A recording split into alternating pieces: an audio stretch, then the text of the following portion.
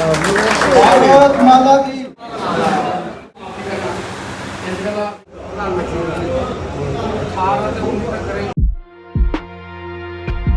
जय माता दी सभी भक्तों को।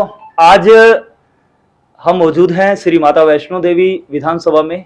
सबसे पहले जितने भी दर्शक इस वीडियो को देख रहे हैं, सबसे पहले मैं सबको बधाई देना चाहूँगा, क्योंकि सर्वप्रथम श्री माता वैष्णो देवी जो विधानसभा बनी है और सर्वप्रथम भारतीय जनता पार्टी के जो कैंडिडेट हैं श्री बलदेव राज शर्मा जी, उनके निवास स्थान पे मौजूद हैं। अभी हाल ही में इन्होंने बलदेव राज शर्मा जी ने अपने कार्यकर्ताओं के साथ एक बैठक ली थी और उसमें जो दिशा निर्देश आगे आगामी जो प्लानिंग है, कैसे वोटरों के बीच जाना है और अपना प्रचार करना है, तमाम रूपरेखा इन्होंने तैयार की थी। सर, सबसे पहले आपको जय माता दी।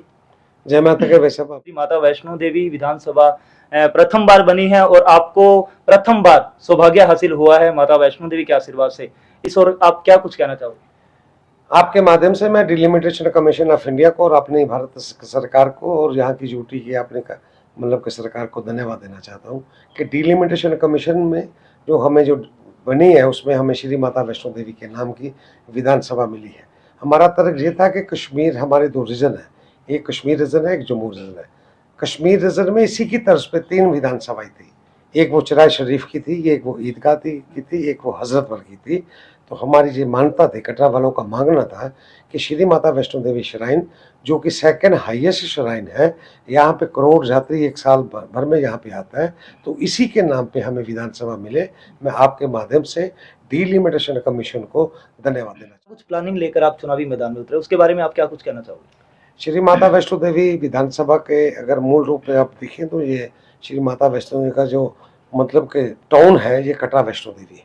कटरा वैष्णो देवी के ऊपर सेंट्रल सरकार की एक बहुत बड़ी नज़र है, जिसके तहत भारतमाला के तहत यहाँ पे दिल्ली से लेकर अमृतसर तक, अमृतसर से लेकर कटरा तक के लिए चौड़ी सड़क, जिसे 6 लेन आप ग्रीन कह रहे हैं, वो आ रहा है, जिसकी लागत 40,000 करोड़ है।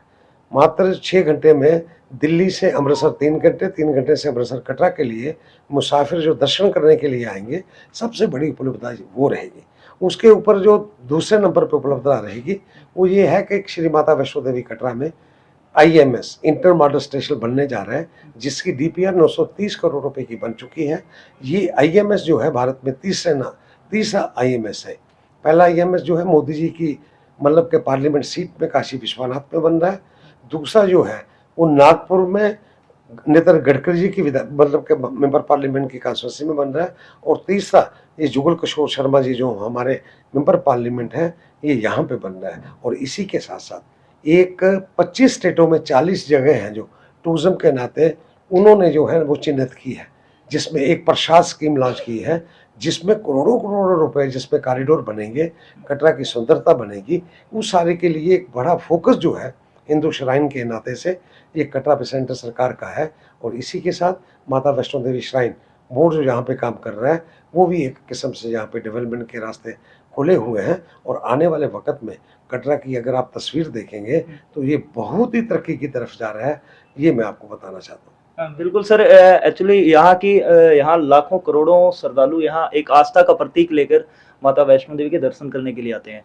तो आप अगर विधायक बनते हैं तो श्रद्धालुओं के लिए क्या सौगात आप विधानसभा माता वैष्णो देवी कटरा में क्या कुछ नया लेकर आओगे? सबसे बड़ी सौगात तो मैं आपको आपके माध्यम से बताऊं तो वो ये सौगात है कि जो लोग यहाँ पे आ नहीं सकते थे या जिनको 14 घंटे लगते थे, वो मात्र 6 घंटे में सेंट्रल सरकार की जो 6 लेन है उसके नाते से यहाँ आएंगे। यहाँ पे रोड्स का वधिया, पानी के लिए, बिजली का, ये सारे काम जो हैं कटरा में जो आपूर्ति कम है यहाँ पे, उसको करने के लिए हमारी पहली प्राथमिकता ये रहेगी कि यात्रियों को मतलब कि बढ़िया सा पानी यहाँ पे मिले, 24 घंटे की बिजली मिले, यहाँ रहने की पूर्ण व्यवस्था तो अभी भी है और बढ़िया तरीके से यहाँ पे बने। और यहाँ आके जो एक यहाँ पे कटरा में रह के यात्री का स्टे बढ़े, उसके बारे में हमने ऑलरेडी सोचा हुआ है। वो एक चाहते हैं हम कि एक परिक्रमा का रूट जो हमने आज से शुरू किया था और माता वैष्णो देवी श्राइन बोर्ड ने उसको माना भी है कि कटरा में स्टे बढ़े।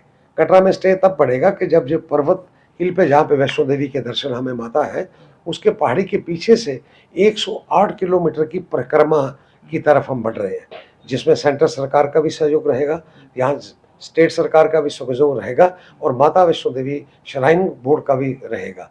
उसके रहने से वो 108 किलोमीटर की जो परिक्रमा होगी, वो एक किस्म का हम ये कह सकते हैं कि वो एक सर्किट सा बनेगा, जिसमें वहाँ पे जो पीछे वारीदार हमारे भाई हैं, उनको रोज़गार मिलेगा। इसी के साथ वहाँ रहने की व्यवस्था होगी। इसी के साथ ही एक पहाड़ का जो लुत्फ़ है, वो उठाने के लिए यात्री को आराम करने की एक जगह मिलेगी, ये हम सोच रहे हैं। सर, रोजगार की व्यवस्थाओं को लेकर क्या कुछ कहना चाहेंगे? इसमें बहुत बड़ी रोज़गार मिलेगा। परिक्रमा के हिसाब से ना अगर आप देखें तो एक बहुत बड़े रोज़गार खुलने का एक मकाम है। और इसी के साथ-साथ जो कटरा की डेवलपमेंट आ रही है, जो होटल इंडस्ट्री आ रही है यहाँ पे और बाकी चीज़ें जो आ रही हैं, 5 स्टार होटल की चेन्स अभी तक कटरा में 20 आ चुके हैं और आने वाले वक़्त में 10 और आएँगे। आने के साथ-साथ ये एक जो सेंट्रल सरकार की तरफ से एक पैकेज जो कटरा को दिया गया है और पूरी स्टेट को दिया गया है, 40,000 करोड़ रुपए का पैकेज के रूप में दिया है। 370 हटने के बाद उन्होंने एक पैकेज दिया था सब्सिडी के तौर पे, जिसमें जो नई इंडस्ट्री हम यहाँ पे लगाएँगे, तो उसमें मात्र 2% का ब्याज है, 33% की सब्सिडी है और 5 करोड़ की कैप है। 10 साल के लिए जीएसटी की छूट है। सेंट्रल सरकार के 370 हटने के बाद जैसे हमने देखा कि पिछले साल 2 करोड़ 21 लाख यात्री जो हैं, जब से मतलब कि ये एक रिकॉर्ड तोड़ जो यात्राएँ वहाँ पे गई है, वहाँ कश्मीर में यात्री जो गए हैं और जो कमरा हमें 5,000 में नहीं मिलता था, वो आज 10,000 20,000 में नहीं मिलता है। वहाँ पे यात्री रोज़गार बढ़ा है। आप देखते हैं 370 हटने के बाद वहाँ पे जो कर्फ्यू लगता था वो नामो-निशान नहीं रहा। पत्थरबाजी वहाँ से होती थी, नामो-निशान नहीं रहा और एक माहौल जो बना है वहाँ पे, ये सबसे बड़ी तरक्की का रास्ता ये खुला है। बिल्कुल सर, ये मेरे साथ बलदेवराज शर्मा जी थे। सर, आपको अग्रिम शुभकामनाएं हमारी ओर से। और जिनसे हमने चर्चा की विधानसभा चुनावों को लेकर, सर्वप्रथम यहाँ विधानसभा बनी है श्री माता वैष्णो देवी और पहले कैंडिडेट भारतीय जनता पार्टी के बलदेवराज जी शर्मा। प्रत्येक इन्होंने जो प्लानिंग और योजना, क्या विकास के मुद्दे लेकर ये चुनावी मैदान में उतरे हैं, तमाम विषयों पर इनसे चर्चा की। मेरे साथ कैमरामैन मनीष के साथ चीनू स्वामी।